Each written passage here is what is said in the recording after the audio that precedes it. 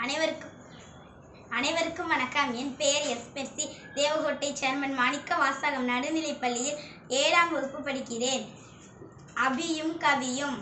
ஒரு ஊரில் அபி கவி அப்படின்னு 2 பேர் இருந்தாங்களாம். அவங்க அந்த அபிங்கிறவங்க ரொம்ப ஏழையாக இருந்தாங்களாம். அந்த கவி அப்படிங்கிறவங்க ரொம்ப பணக்காரவங்களாக இருந்தாங்களாம். எப்பயுமே கவி தான் ரொம்ப பேராசை பிடிச்சவனா இருந்தானா.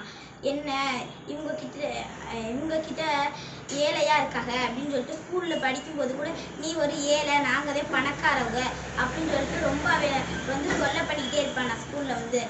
அப்போ அவங்க டீச்சர் ஒரு தடவை பார்த்துட்டு சொல்லுவாங்களாம், ஏன்பா அப்படி நீ அந்த பையனும் பாவம் தானேடா அப்படின்னு சொல்லுவாங்களாம். சரி மிஸ், இனிமேல் நான் சொல்ல மாட்டேன் அப்படின்னு சொல்லிட்டு திரும்பி சொல்லிகிட்டே இருப்பானா. அவன் போய் அவங்க அம்மாட்ட சொல்லி அழுகுவானா. சரி, நீ யார் சொல்கிறதே கண்டுக்கிறாத அப்படின்னு அவங்க அம்மா சொல்லுவாங்களாம். அப்புறம் போய் ஒரு நாள் தீபாவளி வருமா. தீபாவளி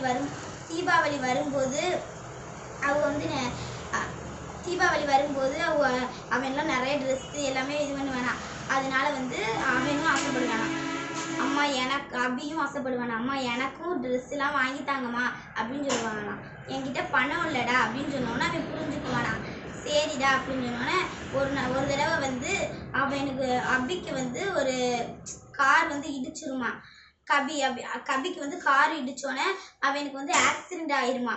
அப்போ அந்த அபிங்கிறவன் அவன் நல்லவனா இருந்தோன்னே அவனே காசு இல்லைனாட்டியும் அவனே போய் ஆஸ்பத்திரியில் சேர்த்தானா. அவங்க அம்மாலாம் அவனுக்கு நன்றி சொன்னாங்களாம். அவனை காப்பாற்றினதுனால இந்த கவியும் புரிஞ்சுக்கிட்டானா. இனிமேல் நான் உன்னை கிண்டல் பண்ண மாட்டேன் அப்படின்னு சொன்னானா. இதுலேருந்து நம்ம என்ன தெரிஞ்சுக்கிட்டோம்னா, யாரையும் பார்த்து கிண்டல் பண்ணக்கூடாது. நன்றி.